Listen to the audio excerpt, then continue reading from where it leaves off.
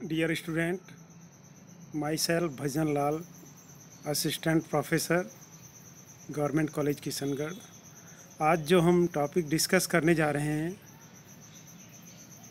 वो है types of company या classification of company under the companies act 2013। इससे पूर्व में वीडियो में हम company, what is company and what is the nature of company और कैरेक्टरिस्टिक्स ऑफ कंपनी डिस्कस कर चुके हैं। भारतीय कंपनी अधिनियम 2013 के अंतर्गत यदि क्लासिफिकेशन या टाइप्स ऑफ कंपनी की बात करें तो कंपनियों को कई प्रारूप या कई पॉइंट ऑफ व्यू से हम बांट सकते हैं।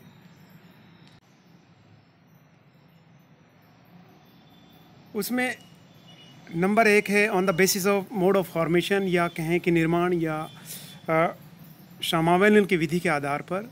Number 2 on the basis of liabilities, दायित्व के आधार पर। Number 3 on the basis of number of members या सदस्यों की संख्या के आधार पर।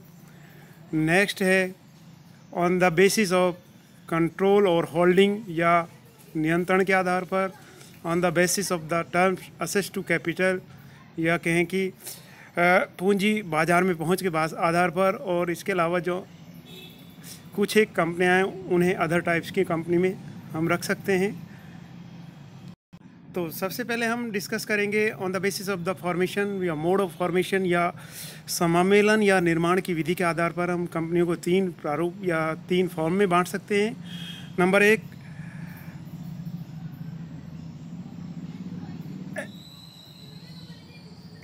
अनइनकॉर्पोरेटेड कंपनियां, या जिसे कह सकते हैं असमामिलित या अपंजीकृत कंपनियां।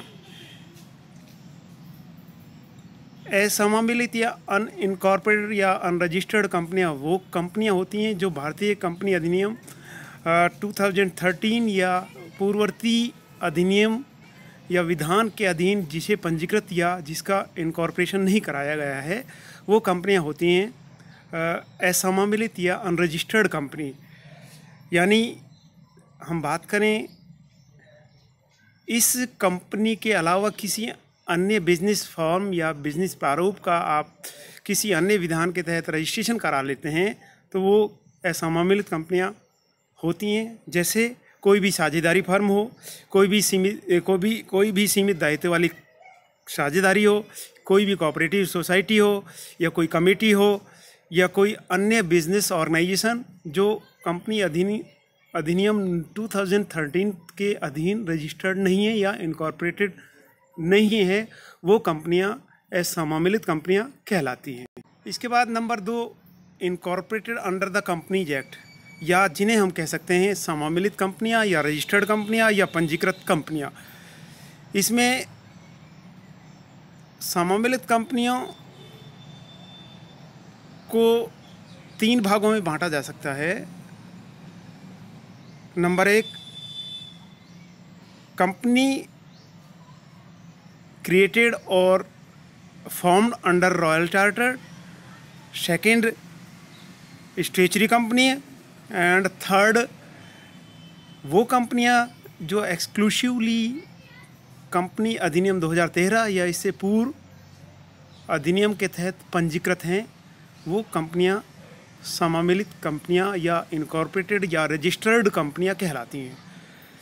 नंबर 1 शाही जो रॉयल चार्टर्ड या कंपनी जिन्हें हम शाही आज्ञा द्वारा निर्मित कंपनियां भी कहते हैं। जब कोई शासक या प्रभुसत्ता संपन्न व्यक्ति अपने कुछ उद्देश्यों को लेकर एक कंपनी प्रारूप में या कोई ऐसी संस्था का निर्माण करते हैं, उसके अधीन एक चार्टर होता है या उसका एक ऑब्जेक्ट होता है। उस ऑब्जेक्ट को पूरा करने के लिए राजा या प्रभुसत्ता संपन्न व्यक्ति कंपनी की स्थापना करता है। जैसे ईस्ट इंडिया कंपनी और बैंक ऑफ इंग्लैंड कंपनियां। वैसे यद्यपि देखा जाए तो भारत में इस टाइप्स की जो कंपनियां हैं उनका निर्माण का प्रचलन भारत में नहीं है। इसके बाद नेक्स्ट है incorporated under the companies act 2013 और prior any companies act. Company अधिनियम के अधीन समामिलित कंपनियां वो कंपनियां होती हैं जिनका रजिस्ट्रेशन या इनकॉर्पोरेशन किसी कंपनी अधिनियम के तहत करा दिया गया है या जिनको रजिस्टर्ड किया जा चुका है या रजिस्ट्रार ऑफ कंपनी के द्वारा समामेलन या इनकॉर्पोरेशन का सर्टिफिकेट जारी किया जा चुका है, वो कंपनियां रजिस्टर्ड या इनकॉर्पोरेटेड कंपनियां कहलाती हैं। यानी ऐसी कंपनी अधिनियम के प्रावधानों या प्रोविजंस या अधिसूचित नियम या विनियम रेगुलेशंस के अधीन अधिशासित या गवर्न्ड होती है। इसके अलावा अधिनियम के तहत जो वांछित डिजायरेबल जो एक्ट हैं, उन एक्ट के तहत या कार्यों के तहत कंपनी अपने समस्त प्रतिवेदन को प्रस्तुत करने का कार्य करती है या समामिलित कंपनियां पर वो समस्त नियम और कानून लागू होते हैं जो भारतीय कंपनी अधिनियम 2013 में उपाबंध हैं या प्रोविजो हैं। नेक्स्ट, इनकॉर्पोरेटेड कंपनियों की बात करते हैं तो उसमें इम्पॉर्टेंट जो आती है आपकी वो है स्टैच्यूटरी कंपनी या जिन्हें हम वैधानिक कंपनी या विशेष विधान के अधीन निर्मित कंपनियां कहते हैं। ये कंपनियां वो कंपनियां होती है जिसे संसद या राज्य की विधानसभा के द्वारा किसी विशेष अधिनियम या विधान के तहत निर्माण किया गया है, which is form by legislative और स्टेट लेजिस्लेटिव या राज्यसभा के द्वारा कुछ एक पब्लिक इंटरेस्ट के हितों को ध्यान में रखते हुए इस प्रारूप की कंपनियों को बनाया जाता है तथा इस कंपनियों को वैधानिक कंपनियां कहा जाता है। इन कंपनियों पर या इन उपक्रमों पर वो समस्त नियम लागू होते हैं जो संसद या राज्यसभा के अधीन निर्धारित किए गए हैं। यदि हम बात करते हैं स्टैट्यूटरी कंपनियों की तो उसमें इम्पोर्टेंट कुछ एक उपक्रम या कंपनियां हैं। रिजर्व बैंक ऑफ इंडिया है, स्टेट बैंक ऑफ इंडिया है या लाइफ इंश्योरेंस कॉरपोरेशन है या पावर सेक्टर की कंपनियां जैसे राजस्थान में JVNL है, AVNL है, JDVVNL है, इसके अलावा RVPNL है। इन कंपनियों का उद्देश्य या इन उपक्रमों का उद्देश्य कुछ पब्लिक इंटरेस्ट के हितों को पूरा करते हुए किया जाता है और उस विधान के द्वारा उन्हें कुछ शक्तियां प्रदत्त की जाती है। उन शक्तियों के आधार पर ये अपने कर्तव्यों का निपटारा या कर्तव्यों को वहन करते हैं।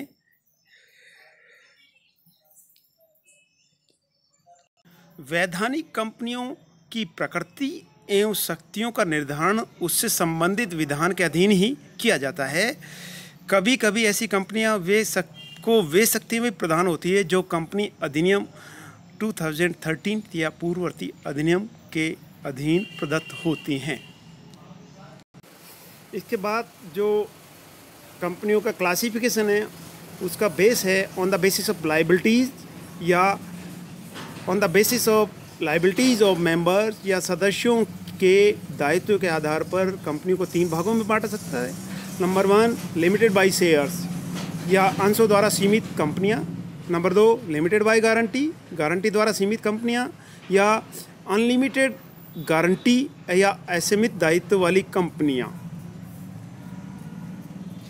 नंबर 1, लिमिटेड बाय शेयर्स या अंशों द्वारा सीमित कंपनियों से आशय ऐसी कंपनियों से है जिनमें सदस्यों का दायित्व उनके द्वारा धारित अंशों के अंकित मूल्यों की अदत्त राशि तक सीमित होता है अंडर सेक्शन 2 सबसेक्शन 22 के अनुसार। यानी ऐसी कंपनियों के सदस्यों का दायित्व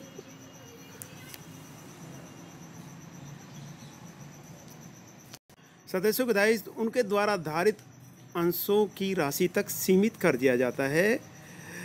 up to the extend amount value of shares and up to the extent amount of outstanding amount of shares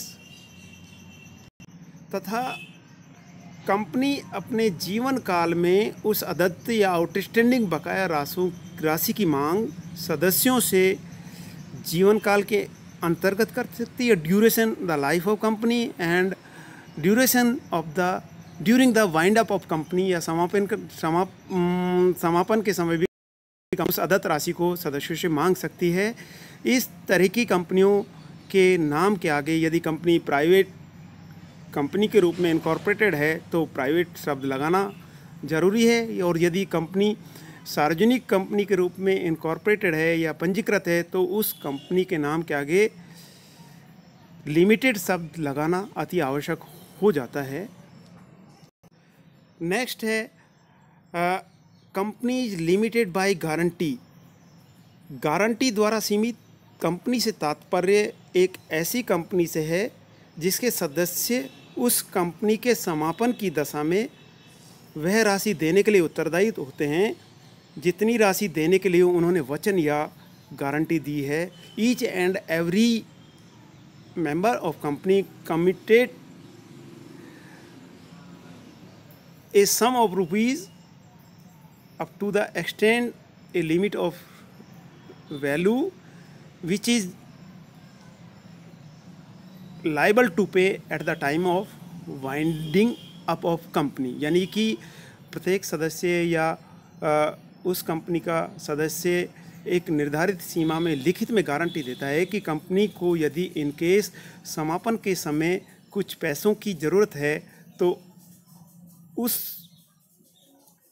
पैसे को भुगतान के लिए लिखित में एक बंद प्रस्तुत करते हैं कि वो सदस्य उस राशि तक कंपनी के हित में भुगतान करेंगे। यानी प्रत्येक सदस्य एक निर्धारित राशि तक गारंटी देता है और उस राशि को समापन के समय मांगती है। उक्त राशि जो गारंटी या प्रतिभूत की गई है सदस्य के द्वारा, उस राशि का उपयोग समापन के समय होता है जिसमें कंपनी के ऋण एवं दायित्वों को भुगतान के लिए किया जाता है, या समापन के समय की लागत या costing at the time of winding up और अदर एक्सपेंसेस और other charges would be meet out against the guaranteed amount of each and every member of company. यानी हम बात करें गारंटी द्वारा प्रतिभूत, यदि कंपनी के पास में अंश हैं तो सदस्य के दो तरीके की लाइबिलिटीज़ पैदा होती हैं। एक तो अंशों पर बकाया राशि उसकी लाइबिलिटीज़ तय हो जाती है। इसके अलावा एक लाइबिलिटीज़ सदस्य की यह बन जाती है कि जितनी राशि तक उसने गारंटी दी है उस राशि तक वो कंपनी के समापन के समय भुगतान करने के लिए लाइबल होगा। गारंटी द्वारा सीमित कंपनी का निर्माण लाभ उद्देश्य या प्रॉफिट ऑब्जेक्टिव्स वाले बिजनेस ऑर्गेनाइजेशन या बिजनेस वर्क के लिए नहीं किया जाता है, अपितु ऐसी कंपनी का निर्माण कला, arts, commerce, science and religious आदि महत्वपूर्ण पब्लिक इंटरेस्ट के हितों को संपन्न करने के लिए किया जाता है।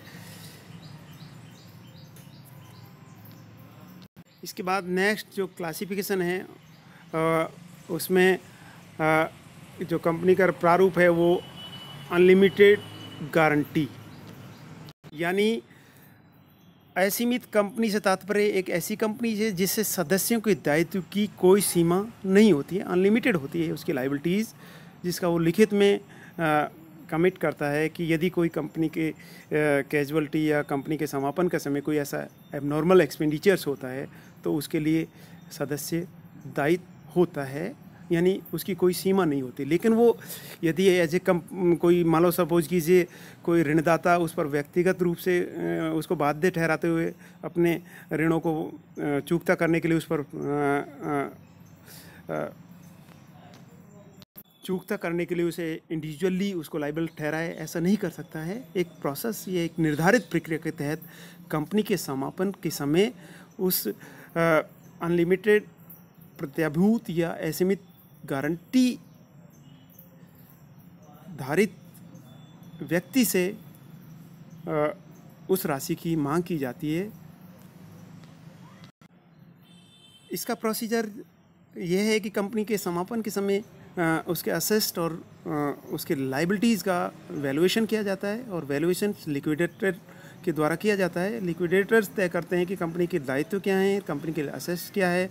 उनका मीट आउट करने के बाद यदि कोई बकाया दायित्व होता है तो उस दायित्व को सदस्यों के द्वारा पूरा किया जाता है। तो इस तरीके की अनलिमिटेड लाइबिलिटी या अनलिमिटेड लाइबिलिटीज़ गारंटी वाली कंपनियां, असीमित दायित्व वाली कंपनियां भी कहलाती हैं। इसके बाद टाइप्स की बात करते हैं, क्लासिफिकेशन की बात करते हैं। On the basis of number of members या सदस्यों की संख्या के आधार पर उसमें 3 टाइप्स आप ले सकते हैं। उसमें एक नंबर 1 पर्सन कंपनी है जिसका न्यूली प्रोविजंस कंपनी एक्ट 2013 में किया गया है, यानी कि 1 पर्सन कंपनी, ओपीसी भी कहते हैं। नंबर 2 प्राइवेट कंपनी या निजी कंपनियां। नंबर 3 पब्लिक कंपनी या सार्वजनिक कंपनी। Number 1 OPC. डिटेल्स में हम इसको सेपरेटली उसके सेपरेट अध्याय में उसका वर्णन करेंगे। ओपीसी कंपनी यानी कि जिसका समामेलन या जिसका इनकॉर्पोरेशन एक व्यक्ति द्वारा किया जाता है या एकल व्यक्ति के प्रारूप में निर्मित कंपनियां 1 पर्सन कंपनी कहलाती है। एकल कंपनी में एक सदस्य होता है, या हम बात करें एकल या एक व्यक्ति कंपनी से तात्पर्य उस कंपनी से जिसका एक ही सदस्य होता है, जिसे भारतीय कंपनी अधिनियम 2013 की धारा 2 सबसेक्शन 62 के अनुसार डिफाइन किया गया है। एक व्यक्ति भी एक समामिलित कंपनी को विधिक रूप में या विधिवत रूप से फॉर्म करता है, जिसका अपने निर्माता एवं एकमात्र सदस्य से पृथक अस्तित्व होता है, यानी सेपरेट, यानी एक व्यक्ति कंपनी की एक जहां सोल ट्रेड या एकल व्यवसाय में जहां एक अनलिमिटेड लायबिलिटी होती थी, तो उस स्थिति में यदि एकल व्यक्ति कंपनी बनाना चाहता है तो उस प्रारूप में कंपनी प्रारूप में एक व्यक्ति या एकल व्यक्ति की लायबिलिटीज़ को भी सीमित कर दिया जाता है। यानी कंपनी और कंपनी के सदस्य का जो सेपरेट लीगल एंटिटी है या उनका जो एक पृथक अस्तित्व है वो अस्तित्व काम करता है। सीमित दायित्व एकल व्यक्ति कंपनी में एक सदस्य होता है।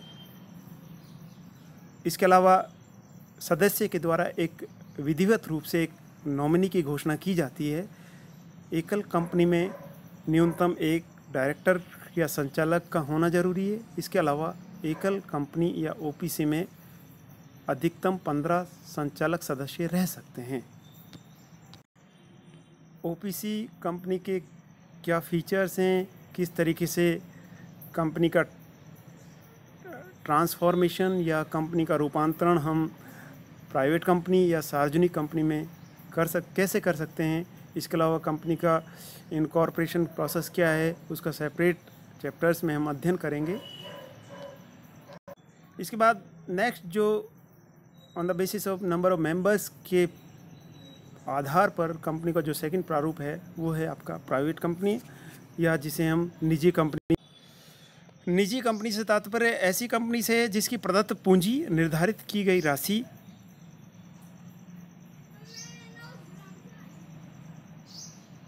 तक है या जिस राशि तक निर्धारित कर दिया गया है तथा अपने आर्टिकल या अंतर्नियमों के द्वारा कुछ कंस्ट्रेंट या कुछ एक प्रतिबंध की व्यवस्थाएं करती है। नंबर 1 प्रतिबंध लगाती है, अंशों के हस्तांतरण पर प्रतिबंध लगाती है। Restriction on the transfer of shares, जो अपने सदस्यों की संख्या न्यूनतम 2 रखती है एकल कंपनी को छोड़ते हुए, तथा अधिकतम 200 तक सीमित रखती है।